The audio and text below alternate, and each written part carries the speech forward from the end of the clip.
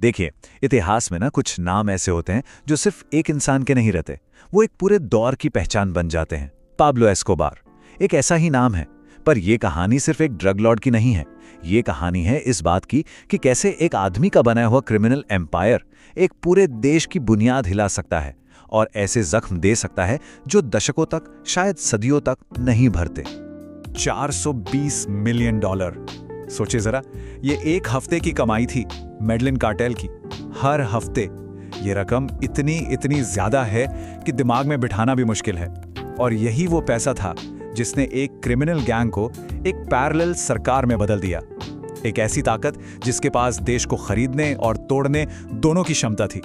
तो हमारी कहानी का सेंटर है पाब्लो एस्कोबार और उसका मेडलिन कार्टेल। और ये कोई मामूली गैंग नहीं था, नहीं, ये एक ऐसी ताकत थी जिसने सीधे सीधे कोलंबिया की सरकार को चैलेंज किया, उसे घुटनों पर ला दिया और एक तरह से देश की किस्मत अपने हाथों से लिखनी शुरू कर दी। आप स्क्रीन पर देखिए, दुनिया का 80% कोकेन, 80% सिर्फ एक ऑर्गेनाइजेशन के कंट्रोल में था। ये सिर्फ पैसा नहीं था, ये थी ग्लोबल पावर। और इसी बेहिसाब आर्थिक ताकत ने एस्कोबार को वो सब करने की हिम्मत दी जो उसने आगे किया और कोलंबिया के समाज को हमेशा हमेशा के लिए बदल कर रख दिया। तो सबसे पहला असर क्या हुआ? देखिए, एस्कोबार ने बाहर से हमला नहीं किया, उसने देश को अंदर से खोखला करना शुरू किया।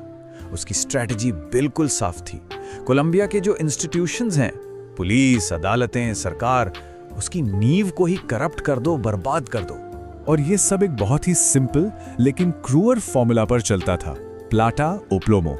इसका सीधा सा मतलब था, या तो हमारी प्लाटा यानी चांदी, हमारी रिश्वत लो, या फिर प्लोमो यानी हमारा सीसा, हमारी गोली खाओ। ये कोई खोखली धमकी नहीं थी, ये एक पूरा सिस्टम था जिसने सरकार के लड़ने की हिम्मत को ही खत्म कर दिया। और ये हमला पूरी तरह से सिस्टमैटिक था। जज, पॉलिटिशियन, पुलिस, जर्नलिस्ट, समाज का हर वो पिलर जो कानून और व्यवस्था को बनाए रखता है, उसे निशाना बनाया गया। कोई भी सेफ नहीं था। अब सोचिए, जब इंसाफ देने वाले ही डर के साए में जी रहे हों, तो उस समाज का क्या हाल होगा? और जब इंस्टीट्यूशंस को निशाना बनाना काफी नहीं रहा, तो हिंसा का मुंह आम नागरिकों की तरफ मोड़ दिया गया।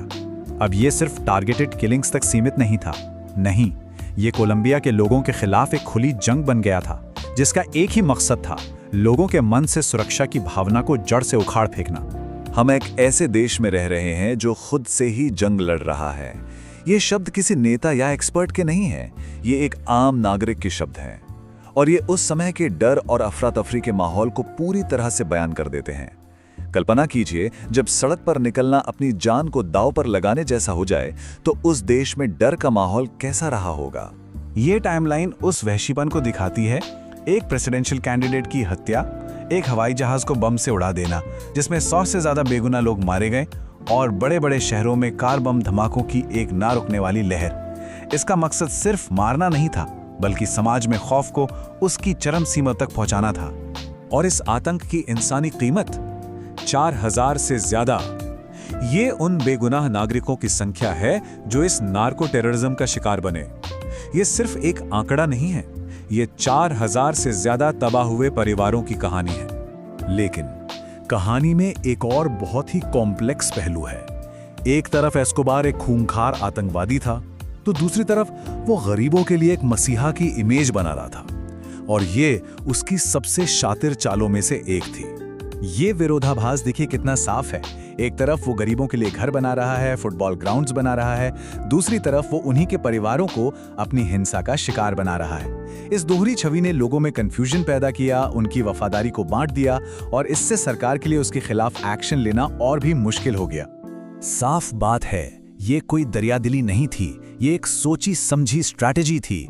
वो वफादारी खरीद रहा था, वो एक ह्यूमन शील्ड बना रहा था, ताकि जब सरकार उसके पीछे आए तो यही लोग उसे बचाएं। ये सोशल कंट्रोल का एक बहुत ही क्रूर तरीका था, जो उसके गुनाहों को गरीबों की मदद के पर्दे के पीछे छिपाता था। एस्कोबार की तो मौत हो गई, लेकिन उसने जो चोटें और जख्म दिए वो आज भी मौजूद हैं। तो अब जरा उस विरासत पर बात करते हैं जो वो कोलंबिया के समाज के लिए छोड़कर गया। और ये विरासत बहुत भयानक है। हिंसा इतनी आम हो गई कि वो रोजमर्रा की जिंदगी का हिस्सा लगने लगी। भ्रष्टाचार इंस्टीट्यूशंस में इतनी गहराई तक घुस गया कि पुलिस और अदालतों पर से लोगों का भरोसा ही उठ गया, जिससे पूरी सिविक व्यवस्था चरमरा गई। पीढ़ियों ने एक ऐसा ट्रॉमा झेला जिसका असर आज भी महसूस होता है। जब लोग अपनी सुरक्षा के लिए अपनी ही सरकार पर भरोसा ना कर पाएं तो समाज बिखर जाता है और शायद यही एस्कोबार की सबसे स्थायी विरासत है।